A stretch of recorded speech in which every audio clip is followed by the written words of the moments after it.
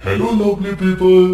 कहानी का सुधांशु राय एक फिल्म मेकर और रेडियो स्टोरी टेलर है जो डिटेक्टिव हॉरर और थ्रिलर कहानियों के लिए जाने जाते हैं।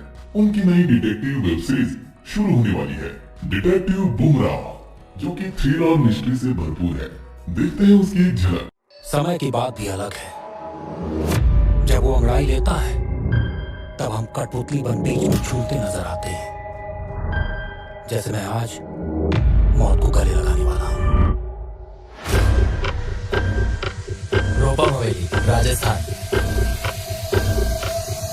कुछ दिन पहले देर रात अचानक ऐसा हुआ, एक आदमी छत से कूदा पर नीचे नहीं आया, वो हवा में गायब हो गया।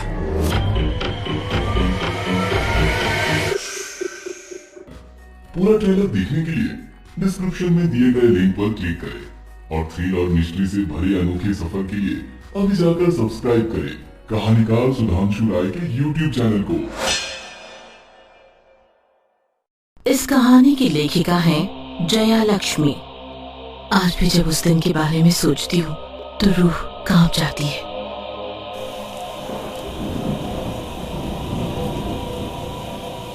हम सब अपनी आंखों में आंसू लिए किसी अनहोनी के होने का इंतजार कर रहे थे और डॉक्टर ने आकर कहा कि हम माँ या बच्चे में से किसी एक को ही बचा सकते हैं। हे भगवान, कैसी नियति है तेरी, कैसे कोई माँ और बच्चे में से एक को चुन सकता है। मेरा मन बहुत विचलित हो रहा था। ओटी के बाहर खड़ी एक बुजुर्ग महिला ने मुझे बुलाया और कहा, बेटी कोई बुरी बात है क्या? बहुत देर से देख रही हूँ आप सब परेशान हैं। मेरा मन भगवान के अलावा किसी और को सुनना या देखना नहीं चाहता था, पर जाने किस प्रेरणा से प्रेरित होकर मैंने उन्हें अपनी भाभी और बच्चे के बारे में बताया। उन्होंने मुझे ढाढ़स देते हुए कहा, बेटी ऊपर वाला दुख देता है तो दुख को दूर भी करता है। एक हमारे गुरुजी हैं, क्यों न तुम एक बार उनसे बात कर लो। डूबते को तिनके का सहारा। मैंने तुरंत नंबर लिया और उनके बताए गुरुजी को फोन लगाया। 2 मिनट की बातचीत में उन्होंने बताया, आपकी भाभी पर किसी का टोटका किया हुआ है। सबसे पहले आपको एक सिक्का लेना है और उसे भाभी के सिर से पैरों तक 3 बार उतारकर किसी कुएं में डाल देना है।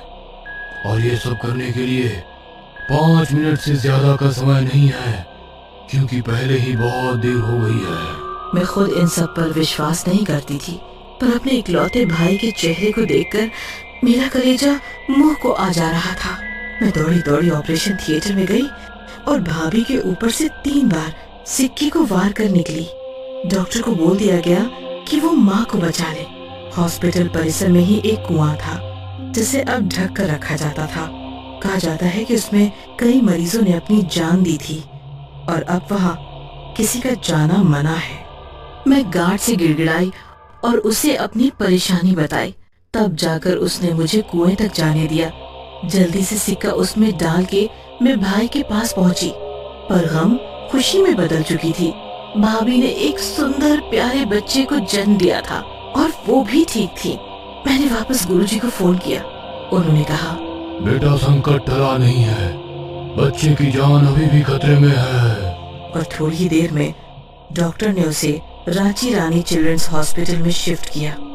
भाई और माँ बच्चे के साथ रांची निकल गए और मैं और पापा भाभी के पास थे। हमारी तो हालत खराब थी।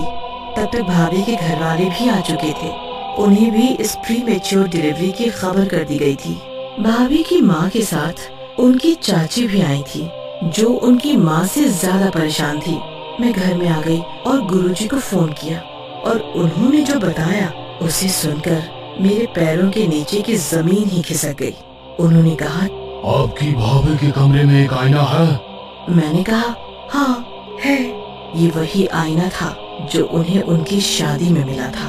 बड़ा खूबसूरत आईना। आप घबराइए नहीं, बस भाभी के किसी कपड़े से उस आईने को ढक दीजिए और 10 मिनट बाद मुझे फोन कीजिए। मैंने ठीक वैसा ही किया और 10 मिनट बाद उन्हें फोन वापस मिलाया।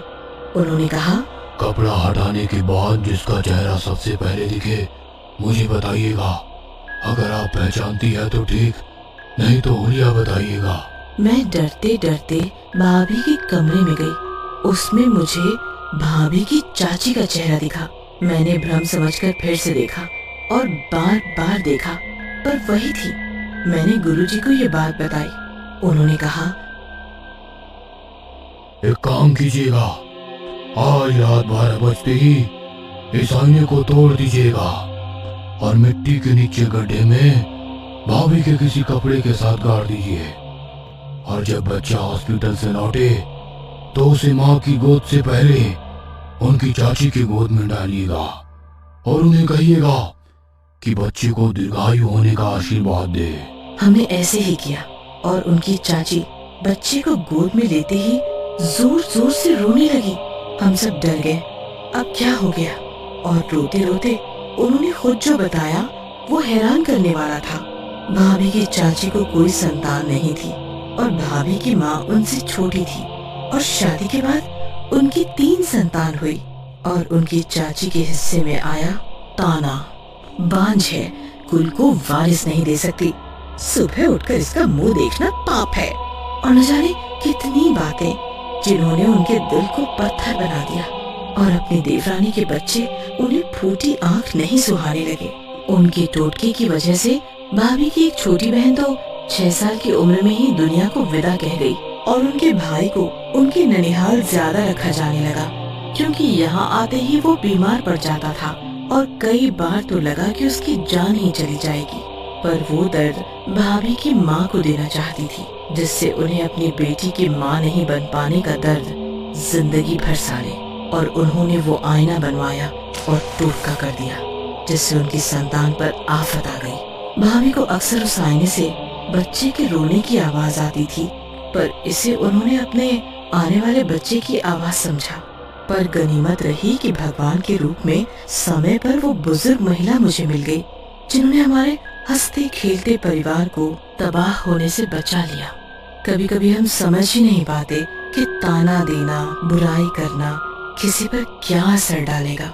माँ बनना दुनिया का सबसे बड़ा उपहार है और हर औरत माँ बनकर पूरी हो जाती है। पर अगर वो माँ नहीं बन पाती तो कई कारण हो सकते हैं। सिर्फ उसे ही जिम्मेवार समझना उसके दिल को तोड़ देता है। आज हमारा परिवार भरा पूरा है। भाभी के 2 बच्चे हैं और उनकी चाची उन पर जान छिड़कती है। ये कहानी आपको अच्छी लगी हो तो हमें सब्सक्राइब करें, हमारा इंस्टाग्राम और फेसबुक पेज जरूर फॉलो करें। अगर आपके पास ऐसी ही कोई कहानी हो तो हमें कमेंट बॉक्स में भेजें। हम कोशिश करेंगे कि अगली एनिमेटेड स्टोरी आपकी होगी।